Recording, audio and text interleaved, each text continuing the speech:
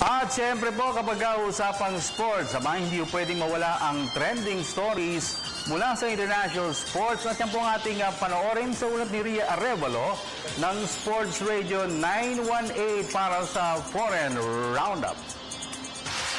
Sa basketball, kinumpirma ni forward Pau Gasol na nakipagkasundo na siya para pumirma ng kontrata sa San Antonio Spurs. Sa isang tweet ni Gasol, sinabi niyang he's looking forward to this new chapter kasama ang bagong koponan. Ayon sa league sources, pina-finalize na lamang ang 2-year $30 million worth contract ng veteran forward. Magkakaroon din siya ng player option sa kanyang ikalawang taon sa koponan.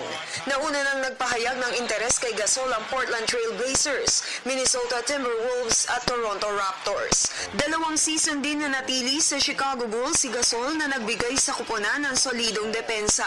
Nag-average siya ng 16.5 points at 11.0 rebounds sa 2015 to 2016 season.